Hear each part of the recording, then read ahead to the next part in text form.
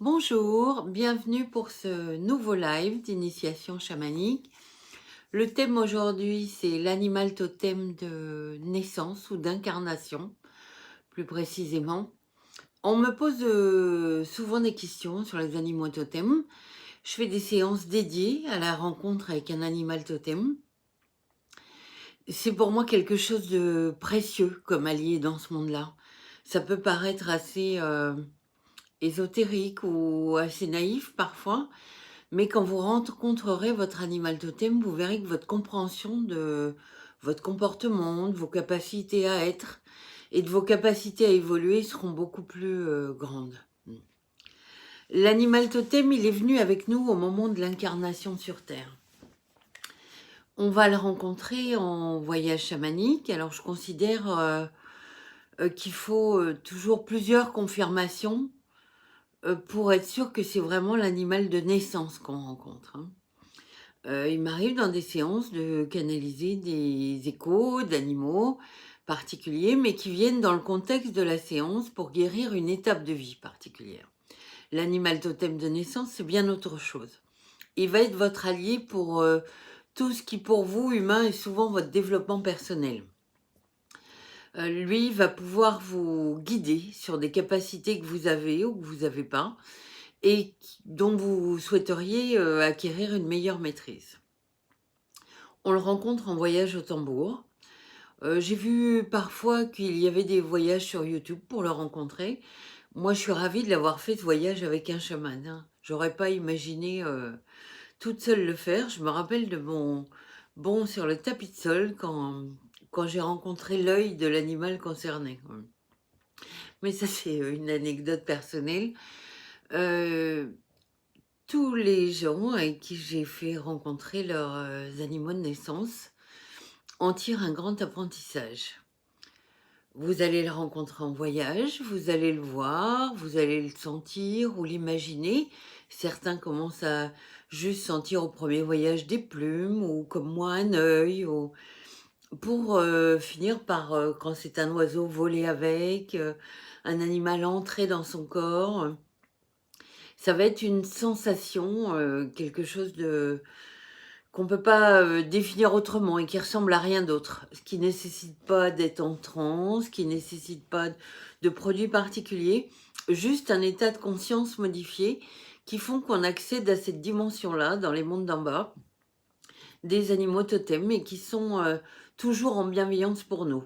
C'est pas la même chose que rencontrer un animal terrestre du monde contemporain.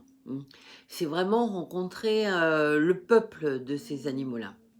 J'ai quelques anecdotes amusantes puisque les gens s'imaginent toujours que leur animal totem, ça doit être un éléphant, un cerf, une biche, un loup, un aigle, vraiment quelque chose de puissant, quoi. La plupart du temps, la notion d'animal totem n'a rien à voir avec notre ego spirituel et notre ego tout court, hein. J'ai eu une fois lors d'un rassemblement amusant, la femme d'un homme médecine qui m'avait demandé de participer au voyage et qui a bien dû passer tout l'après-midi en colère contre moi puisqu'elle avait rencontré une mouche. Et elle ne pouvait pas décolérer du fait que son animal totem à elle soit une mouche et qu'elle ait rencontré une mouche. Donc elle m'en voulait tout ce qu'elle pouvait, quoi. J'ai laissé les heures passer.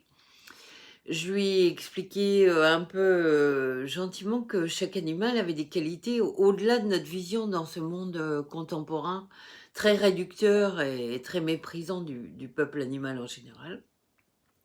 Et en fin de journée, autour du feu, on a pu se poser et reparler des mouches, de leur capacité à être, à se régénérer, à se diffuser, à s'installer partout, et toutes les qualités que cet animal extraordinaire pouvait avoir, et qui, nous, au niveau humain, nous étaient souvent étrangères, quoi. Et donc, elle s'est réconciliée avec cette capacité d'animal totem. Elle a pu ensuite l'étudier et voir en quoi la mouche avait des qualités dont elle avait besoin pour pouvoir s'expanser dans sa vie. Et mieux connaître les qualités qu'elle ne maîtrisait pas naturellement, en fait, hein. J'ai eu le cas d'un jeune homme qui, quand il faisait des voyages chamaniques, ne rencontrait jamais son animal totem. Son animal totem était un lémurien. Quand j'ai rencontré son animal, il m'a expliqué qu'il avait eu tellement de souffrances d'enfance que, en fait, l'animal avait pris l'habitude de se cacher pour se protéger. Ça avait été une rencontre vraiment troublante d'apprentissage et d'enseignement, puisque lui ne se rappelait de rien de son enfance. Il en avait juste par des faits des traces en justice ou familiales, souvenir qu'il y devait y avoir eu beaucoup de violence. Donc l'animal totem, il a vraiment une capacité à nous aider dans notre vie. Il est toujours là en bienveillance. Vous pourrez aussi croire ou entendre, certains vous diront qu'ils ont rencontré un chat, leur chien, tout ça. Enfin, pour moi, ça n'existe pas, ça, en chamanisme, hein. Ça peut être d'autres rencontres, d'autres explications, mais le peuple des animaux totems, c'est bien autre chose en dimension d'être. Ce n'est pas non plus des animaux mythiques, ça c'est d'autres rencontres. On fera peut-être d'autres lives sur les animaux mythiques. Mais l'animal totem lui-même, il est venu dès notre incarnation, dès que notre âme commence à arriver sur Terre. Et que notre âme soit incarnée à 100% ou pas, d'ailleurs, l'animal totem est venu avec nous. Vous allez pouvoir le rencontrer. On me pose la question, des fois, est-ce qu'on en change souvent?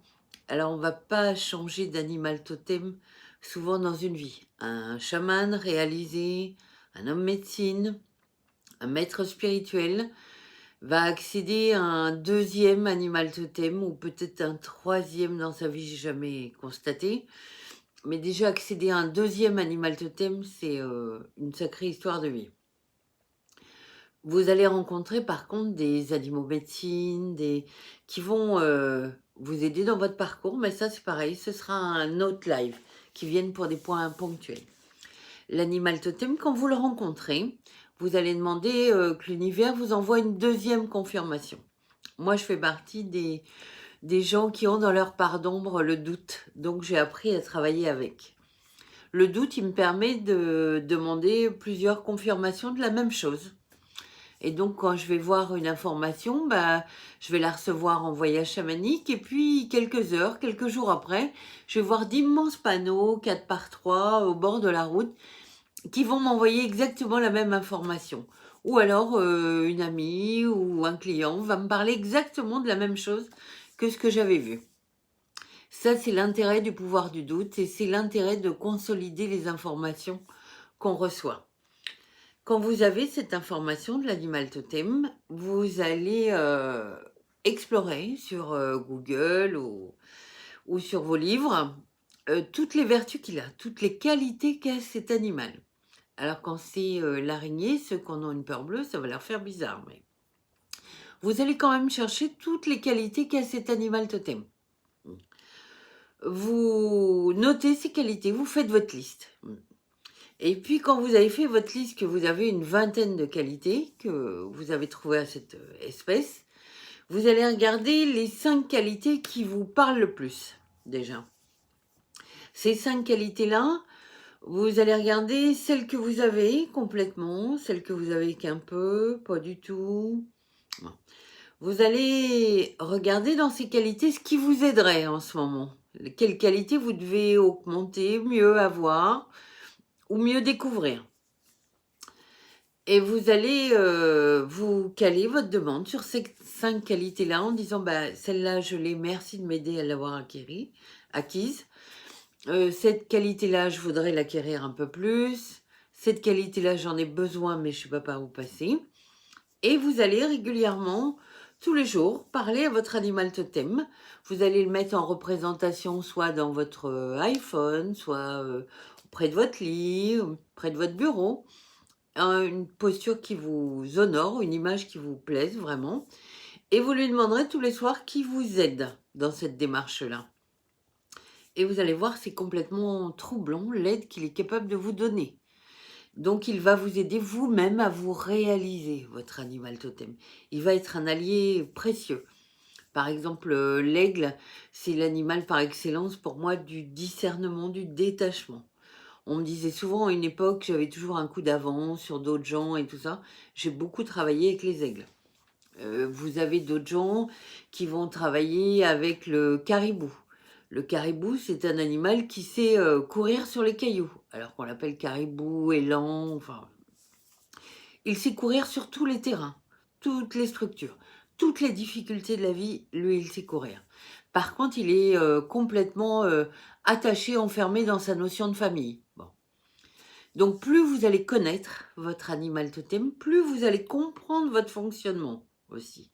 Donc, c'est un grand maître enseignant. À ce titre-là, vous l'honorez et le respecterez. C'est-à-dire que vous trouverez chez vous une représentation qui vous convienne. Souvent, les gens qui rencontrent leur animal totem en séance me disent « Mais c'est troublant, dans ma salle à manger, il y a un tableau qui représente cet animal-là.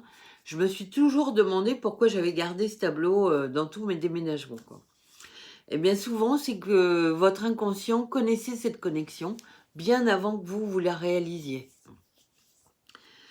L'animal totem, il est toujours là, vous l'avez entendu, pour vous aider, comme un allié. Votre respect pour son peuple, votre façon de l'honorer dans la réalité a aussi une importance. Moi, je participe souvent à beaucoup d'actions, souvent menées par ou des réserves de préservation. Par exemple, j'ai participé à celle pour les vautours fauves dans les Pyrénées, que j'avais connectées. Vous allez avoir maintes façons de participer à des actions qui vont aider le peuple de l'animal totem qui vous a connecté. Plus vous serez dans la gratitude avec lui, dans le respect, plus votre collaboration sera efficace. Et puis, si vous avez des questions, tout ça, vous m'envoyez un petit message, vous les mettez sous la vidéo. Je fais des voyages chamaniques dédiés, même à distance, pour rencontrer son animal totem. Il suffit de me le dire au moment de la réservation, voilà. C'est toujours un état d'aide précieux. Je l'utilise aussi parfois, ces connexions avec les peuples des animaux dans des ateliers. Voilà. Bon, je vous souhaite une bonne journée. J'espère avoir répondu à vos questions essentielles. Merci.